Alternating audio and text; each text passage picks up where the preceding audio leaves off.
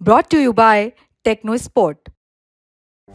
Spirit तो वही है जो मैदान में उतरे। Techno Sport, sport your spirit. कुछ कुछ होता है फिल्म देखी है। अंजलि को राहुल से प्यार है, लेकिन राहुल को अंजलि से नहीं, टीना से प्यार है। देखने वाले पॉलिटिक्स में भी ऐसी ही लव ट्रायंगल देख रहे हैं। यूपी में कांग्रेस सपा के साथ है, दिल्ली में सपा आम आदमी पार्टी के साथ है, दिल्ली में ही आम आदमी पार्टी कांग्रेस के साथ नहीं। यानी रिलेशनशिप का स्टेटस कॉम्प्लिकेटेड है। दिल्ली यूपी से दूर जाएंगे तो इंडिया गठबंधन की पार्टियों का रिलेशनशिप भयंकर कॉम्प्लिकेटेड लगेगा। लेकिन शुरुआत दिल्ली से करते हैं, जहां जल्द ही विधानसभा चुनाव होने वाले हैं। 16 दिसंबर को आम आदमी पार्टी के मंच पर पार्टी के संयोजक अरविंद केजरीवाल मुख्यमंत्री आतिशी के साथ अखिलेश यादव आते हैं। निर्भया कांड की बरसी पर महिला अदालत नाम के इस कार्यक्रम में अखिलेश केजरीवाल की तारीफ करते हैं, उन्हें हर संभव मदद का भरोसा देते हैं। बयान सुनने से पहले दोहरा दें कि दिल्ली में कांग्रेस और आप अलग अलग लड़ रहे हैं। यूपी में कांग्रेस सपा के साथ लड़ रही थी। मैं आपको बधाई देता हूं अरविंद केजरीवाल जी। इतना कुछ होने के बाद भी आपका हौसला कम नहीं हुआ है। आपका हौसला संघर्ष मुझे दिखाई दे रहा है। और आज जो आपने सुरक्षा का सवाल उठाया है, मुझे पूरा भरोसा है यहां की माताएं बहनें मिलकर के अपने दिल्ली के लाल को दोबारा सम्मान दिलाने का काम करेंगे। लेकिन रिलेशनशिप कॉम्प्लिकेटेड क्यों है? मोहल्ला तो एक ही है, लेकिन जिससे हमारी बन नहीं रही उससे तुम क्यों मिल रहे हो? हमारे लिए कुछ नहीं कह रहे तो उसके लिए क्यों कह रहे हो? क्या जानबूझकर बताया जा रहा है कि हम रूठे हैं? क्यों रूठे हैं? क्यों रूठ सकते हैं? अब इसी पर बात करते हैं। जब बात खुलती है, आजकल की बातें बस नहीं होती, पुरानी तारीखें याद दिलाई जाती हैं। 2 साल पहले नवंबर 2023 में मध्य प्रदेश के विधानसभा चुनाव होने थे। उसी साल जुलाई में इंडिया गठबंधन बन चुका था। प्लान था कि भोपाल में इंडिया गठबंधन की साझा रैली होगी।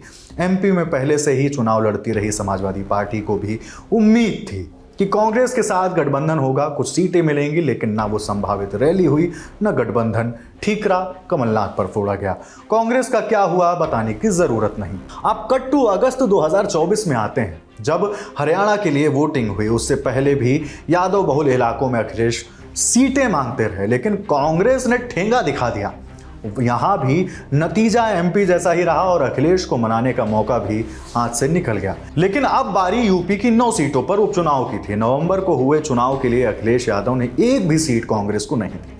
कांग्रेस को प्रयागराज जिले की फूलपुर सीट तक नहीं दी, जिसे कांग्रेस पंडित जवाहरलाल नेहरू की विरासत से जुड़ा बताते हुए जिद पर अड़ी थी। हालांकि इंडिया टुडे के एजेंडा आज तक कार्यक्रम में जब ये सवाल अखिलेश से पूछा गया तो उन्होंने हम साथ साथ हैं वाला गाना प्ले कर दिया। 27 तक बहुत सी चर्चाएं होंगी और ये ज़माना ऐसा है कि बहुत सारी अफवाहें फैलाई जाएंगी, बहुत सारी अलग अलग तरह की बातें होंगी। लेकिन अगर संभल के पीड़ित से वो लोग मिले हैं तो दुख बांटना कोई खराब नहीं है। दुख बांटने के लिए बीजेपी के लोगों को मिलना चाहिए था। क्या? हाँ, बोल देंगे, अभी उस पर ही बोल देंगे। तो दुख बांटने के लिए जाना चाहिए था कि अगर कोई किसी के साथ घटना हुई है, किसी पीड़ित है, किसी के परिवार के सदस्य की जान गई है, हम यही तो मानते हैं कि दुख बांटने से कम होता है, कम से कम उनका दुख सुनना चाहिए था। यहां तक तो बात ठीक है, लेकिन रिलेशनशिप इसलिए भी कॉम्प्लिकेटेड हो जाती है कि दिल्ली के जिस वोटर को कांग्रेस पसंद रही वही आम आदमी पार्टी से भी प्यार करता है। यानी संभल पर अखिलेश चर्चा चाहते हैं और अडानी पर विरोध जताने वाले राहुल संभल के लिए निकल पड़ते हैं। साथ ही 2 हैं, वोट बैंक एक। नाराजगी की एक बड़ी वजह संसद में सीटिंग अरेंजमेंट भी है। मॉनसून सत्र में राहुल गांधी, अखिलेश यादव और अवधेश प्रसाद एक साथ बैठते थे, लेकिन विंटर सेशन में अखिलेश यादव, अवधेश प्रसाद और डिंपल यादव को 8वें ब्लॉक में जगह दी गई। अखिलेश को इस बात पर आपत्ति थी कि कांग्रेस ने अवधेश प्रसाद को 8वें ब्लॉक से दूर और 6ठे ब्लॉक में पीछे क्यों बैठने पर सहमति थी। इस पर आपत्ति क्यों नहीं जताई? कांग्रेस ने इस बात की जानकारी सपा को क्यों नहीं दी? हालांकि बाद में सपा ने स्पीकर के समक्ष आपत्ति दर्ज कराई और 6ठे ब्लॉक में अवधेश को आगे की सीट अलॉट कर दी गई है। अब अवधेश अखिलेश के बगल में बैठने लगे हैं। अडानी के मुद्दे पर टीएमसी, सपा कांग्रेस के साथ नहीं है। इस बीच बहस का मुद्दा यह भी बना कि ममता बनर्जी इंडिया गठबंधन का नेतृत्व करें। इसकी शुरुआत ममता के उस बयान से हुई थी कि मैंने इंडिया गठबंधन बनाया, इसका नेतृत्व करने वाले इसे ठीक से नहीं चला सकते तो मुझे मौका दे, मैं बंगाल से ही गठबंधन का नेतृत्व करने के लिए तैयार हूं। दीदी इंडिया गठबंधन में कांग्रेस के साथ हैं, लेकिन बंगाल में कांग्रेस के साथ मिलकर चुनाव नहीं लड़ती हैं। इंडिया गठबंधन में दो तरह के दलों के बीच दरार देखने लगी है। एक तरफ कांग्रेस है जो अमूमन हर राज्य में है, दूसरी तरफ क्षेत्रीय दल है।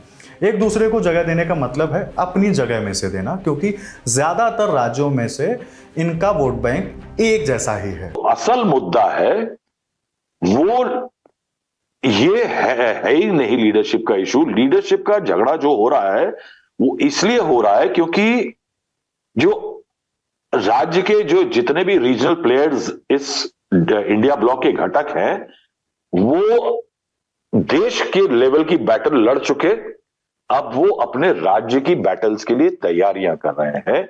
This is basically coming from the politics of the states. अब आप हिसाब लगाइए कि 2024 के चुनावों के बाद हरियाणा, आपका महाराष्ट्र चुनाव हो गया, झारखंड हो गया, अब आने वाला है दिल्ली का चुनाव। दिल्ली का चुनाव आने वाला है जहां पे आम आदमी पार्टी ने घोषणा कर दी एकला चलो रे, मैं अकेला चलूंगा, हम कांग्रेस के साथ गठबंधन नहीं करेंगे। वहीं लोकसभा में इसी आम आदमी पार्टी ने अलायंस किया था कांग्रेस के साथ, दिल्ली में सीट शेयरिंग की थी।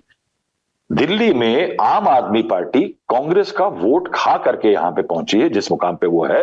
बीजेपी का भी खाया है क्योंकि जिस तरह की उसकी स्टैगरिंग मेजॉरिटी है उसमें नंबर तो उसके पास उसके भी हैं, लेकिन इस समय पे कांग्रेस की सीटें शून्य है, 0 सीट्स इन दिल्ली।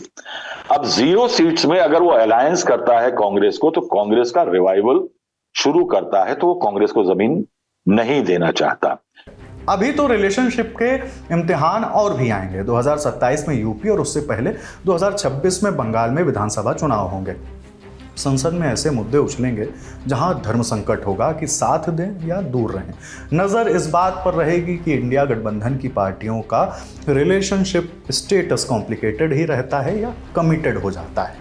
दोनों में से जो भी होगा हमारी नज़र बनी रहेगी और आपको यहाँ उनकी खबर मिलती रहेगी।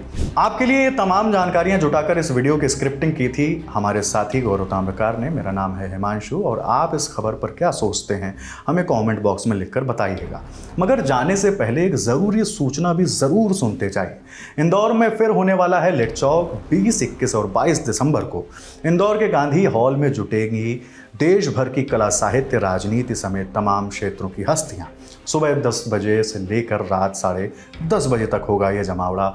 आप भी पहुंचिए और देखते रहिए द लंदन टॉक। शुक्रिया।